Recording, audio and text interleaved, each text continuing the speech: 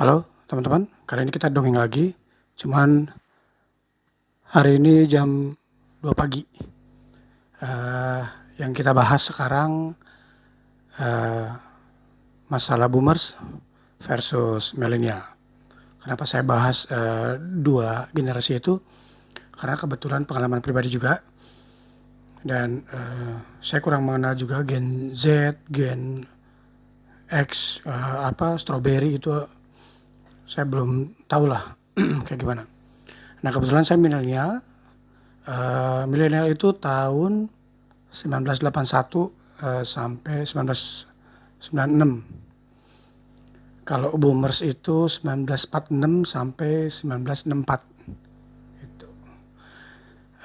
Jadi kenapa saya gitu ya atau milenial merasa boomers itu lambat gitu dan terlalu idealis kita gitu merasanya.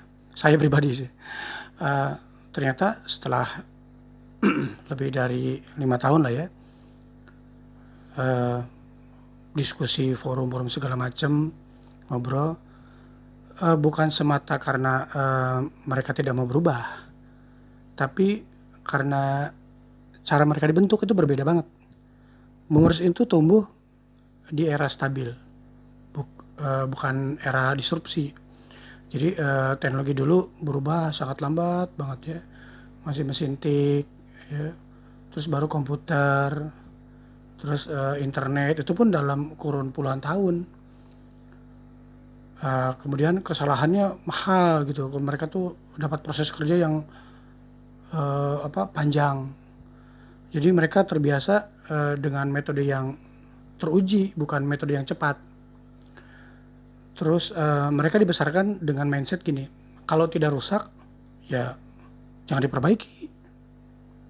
Sementara kita gitu ya, milenial, kalau tidak efisien ya harus di-upgrade. Misalnya gitu.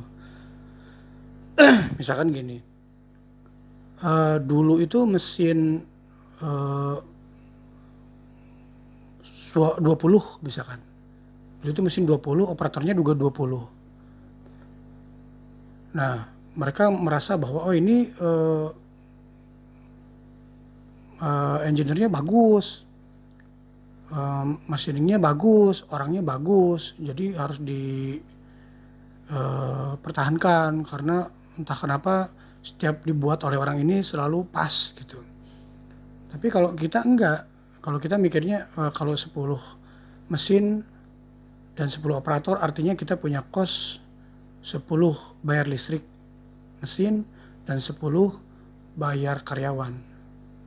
Tapi kalau misalkan 10 mesin kita ganti dengan robot, ya, kita cuma bayar 1 operator mesin dan 10 mesinnya. Terus yang lain gimana? Ya yang lain harus upgrade. Sisa yang 9 itu kita upgrade menjadi quality control, setter, sama operator ini sendiri. Jadi nanti bisa nambah lagi tuh 10-10 yang lainnya. Jadi upgrade. Itu menurut kita loh ya. Jadi kalau kita itu kan kalau tidak efisien ya harus di-upgrade berarti. Karena cost down-nya pasti gede banget. Nah, makanya saat boomers ngelihat workflow gitu 20 langkah yang sudah mereka kerjain selama 20 tahun, mereka ngerasa aman. Tapi kalau kita kan langsung mikir, ngapain harus 20? Kenapa nggak jadi 3 langkah aja? Kalau mereka kan nggak, jadi harus 1, 2, 3, 4, 5 sampai 20. Kalau kita nggak, ya kenapa nggak 1? Ya udah 2 sampai 9 kita lewat aja, kayaknya bisa deh. Harus sampai 10, terus 10 langsung 20. Nah, tapi ada kebaikannya juga sih. Pengalaman panjang ini membuat generasi boomers itu jadi protektif. Karena mereka pernah ngadepin data hilang di era floppy disk yang kotak itu. Kalau kalau gerhana gitu kita pakai bagian dalamnya, kalau misalnya floppy disknya udah rusak itu kita pakai bagian dalamnya untuk melihat gerhana. Terus server down berhari-hari, terus software crash tanpa autosave. Jadi mereka lebih berhati-hati dan kadang terlihat idealis gitu, mempertahankan cara lama. Mereka tuh berpikir old way is the best way. Gitu. Kenapa milenial kita berbeda? Mayoritas ya, karena kita tuh ngalamin hal yang unik. Kita tuh hidup di masa analog, lari ke digital, terus internet, smartphone, langsung ke AI. Oh, jadi kita ngalamin tuh zaman ngetik pakai SMS per karakter gitu ya, zaman Asia Hidayah. Terus kita ke WhatsApp, kita Android gitu ya. Terus kita sekarang udah pakai AI, kita tahu drone, robotik, segala macam. Kita ngalamin semua. Makanya eh, otak milenial tuh terbiasa adaptif, ya, adaptasinya lebih cepat. Jadi wajar kalau cara kerja lambat, jadi bikin kita frustasi kok ngapain forum diskusi bertahun-tahun terus tidak ada langkah tiga dimensinya gitu loh. Jadi kenapa sih terus diskusi-diskusi, ngobrol, ketemu di kafe? Maksudnya kita juga seneng ngobrol di kafe, tapi artinya eh, harus seimbang juga dengan prakteknya juga gitu loh. Jadi jangan pernah berpikir bahwa kaum milenial itu praktisi bukan akademisi. Enggak, kita juga meskipun praktisi, ya kita juga pakai teori-teorinya juga, kita juga belajar. Cuman mungkin tidak sematang akademisi. Orang-orang lama itu, orang-orang boomers itu gila, pinter banget. Jadi mereka bahkan bisa tahu kejadiannya kapan, di mana, tahun, bulan, tanggal, orangnya ada siapa saja, dan orang itu sekarang ada di mana dan dulu pernah di mana, lengkap. Kalau kita kan mikirnya gini, kalau misalkan memori ini nggak usah diingat, ngapain ngapain disimpan gitu. Ya simpan, buang aja, simpan hal-hal yang memang perlu gitu. Jadi kalau yang nggak perlu diingat, nggak usah diingat.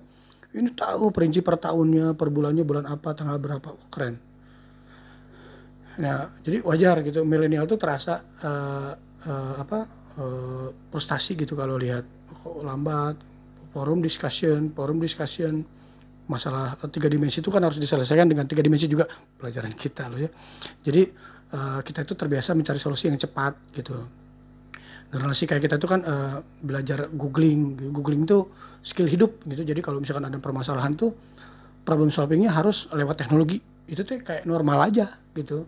Jadi otomasi, efisiensi gitu ya, cross platform gitu ya, terus standar kita aja. Itu tuh kayak standar aja. Jadi kita tuh harus otomasi, harus efisiensi gitu. Itu tuh adalah standarnya kita gitu. Nantinya jadi cost down, jadi cepat. Nggak ada lagi apa sih istilahnya, bos sebat dulu, nggak ada. Kalau pakai robot nggak ada sebat dulu, ya. Terus kalau misalkan pakai robot itu nggak ada jam 7 masuk masih bersemangat, kemudian jam 9 udah mulai lemes tuh.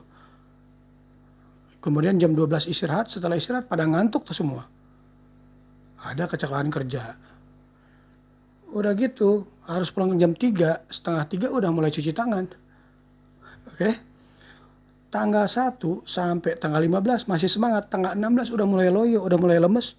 Kemudian udah mulai banyak kasbon. Banyak ceritanya. Nah, itu pemikiran kita sebagai milenial, udah jadi 10 operator itu kita upgrade.